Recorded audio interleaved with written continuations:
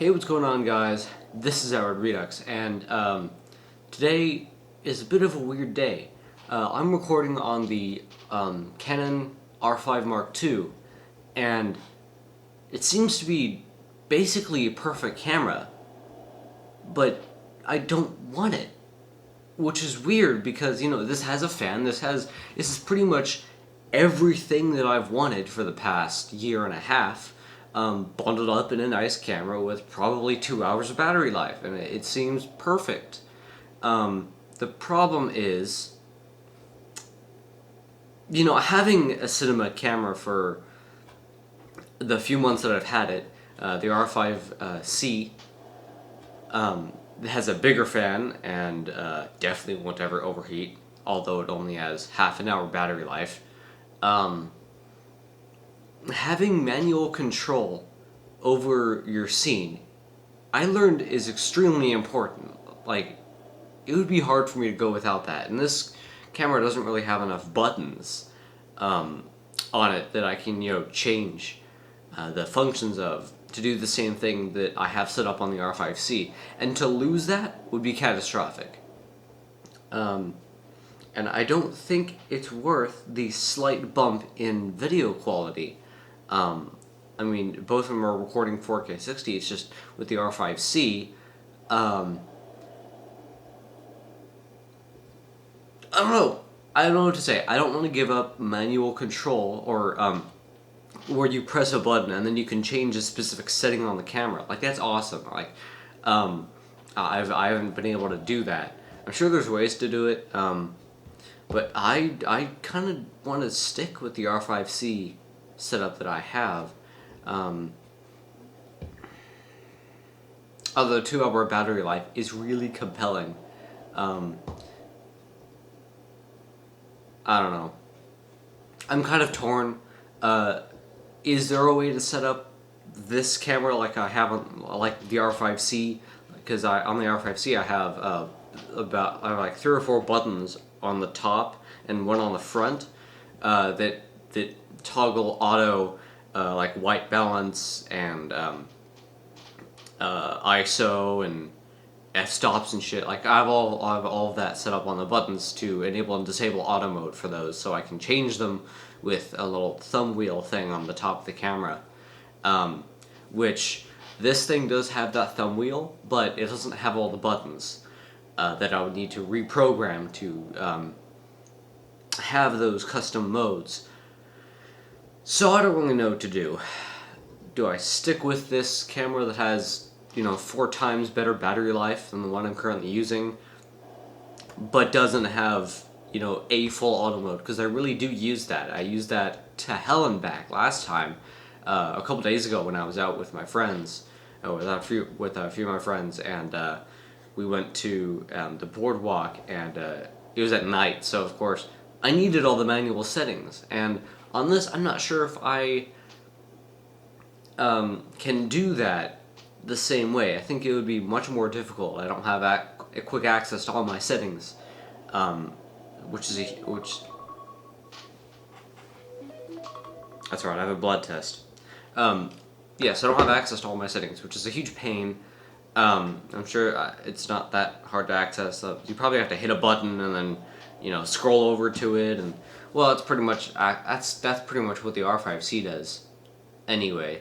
So, yeah, but I can't toggle on and off. I'd have to go into one of those manual modes first before I even start recording, and then I would have to be able to dick with the settings. And I have to dick with the settings because I wouldn't be in an auto mode anymore.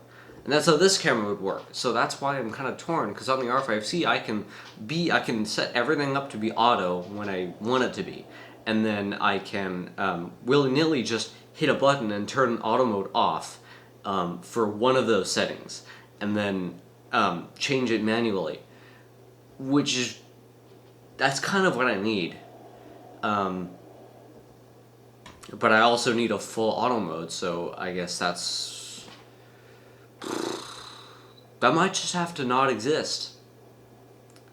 Because if this is the only one that has it, that has the stuff that I need, as in a fan, better cooling, freaking easy interface, auto mode, and better battery life,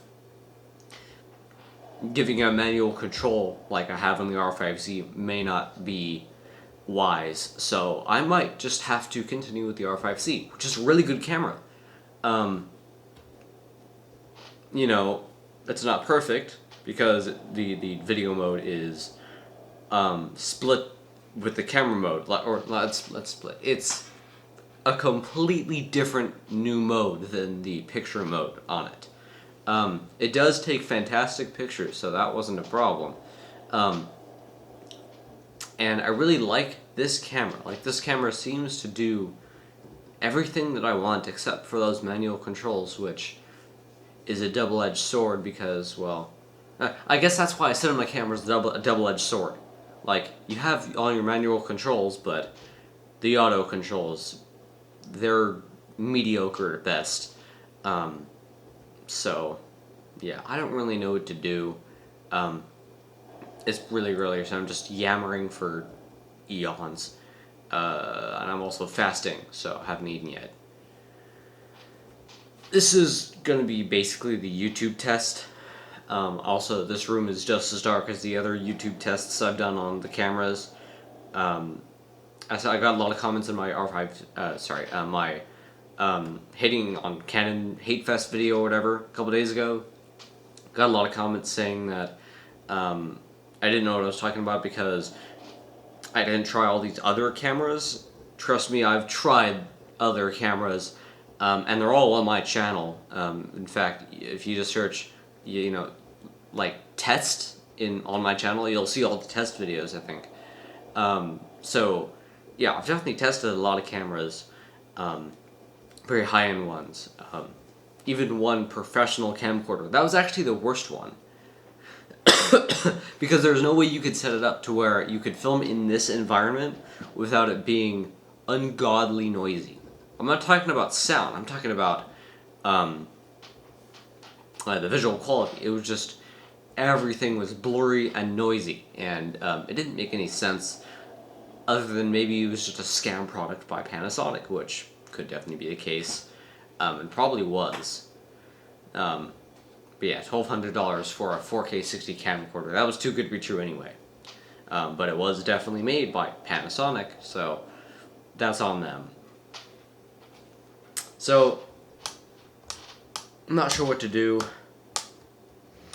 I have a couple days to figure out what I'm going to do. So if you guys have any suggestions, please do leave a comment on, like, if there's a way to set up this camera in the same way that I have for the R5C, where I have, you know, 4 buttons or 3 or 4 buttons that, like, one turns off white balance, one turns off, or not turns off, well, yeah, it turns off auto white balance, another one turns off auto ISO, and another one turns off, like, auto f-stop or whatever, auto iris. No, wait, I have to change that manually in the menu. Okay, so 2 buttons. That I can remember. Oh no, the other one is focus. It turns off autofocus, so I can manually focus, which I haven't really used much. So I actually might just give that up. But you know, the 2 buttons that I really do need to have programmed are auto ISO and auto white balance. A toggle for the auto mode. Yeah, so I can switch the white balance to Kelvin, so I can balance it myself based on what I'm seeing, which is how I shoot. Auto does okay, but in some scenes it's not good. Like, I think in this scene, this is like most of the Canon cameras, they shoot very incorrect white balance. They look very good, but they're incorrect. Where the R5C, it highlights that because you can change it, and when you compare those 2 footages between the 2 cameras, like something that isn't the R5C and between the R5C and that, the R5C looks more correct because that's what it's meant to do. But yeah, it doesn't look good, but it looks like what you would be experiencing in real life. So that's the point.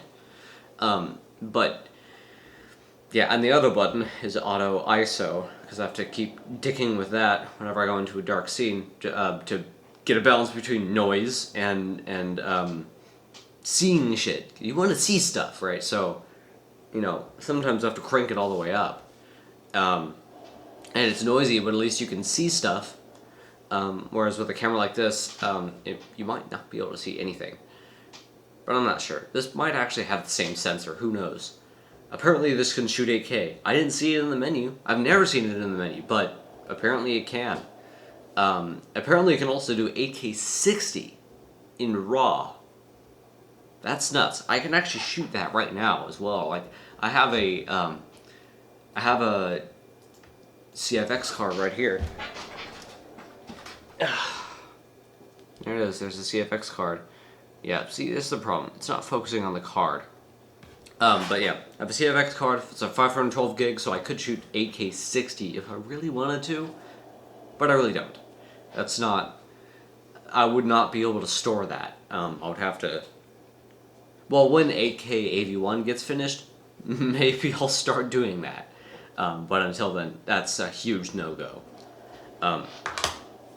Because file sizes, they're not that. They don't affect me as much. However, I wouldn't be able to shoot for longer than like 20 minutes or something, maybe 10 on this card. So that's probably not wise.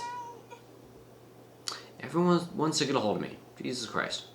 Anyway, this has been Albert Redux. I'm gonna go get the blood sucked out of my body, and I'll see you all in the next live stream video or short, whatever that may be. And please let me know if there's any way to set this R5 Mark II camera up with those two auto mode toggle buttons the way I have on the R5C. Because this seems like a perfect camera, and I would really, really, really like to keep it. But not without those two buttons. Or those two toggles. So yeah, thanks for watching. I'll see you all next time. See ya.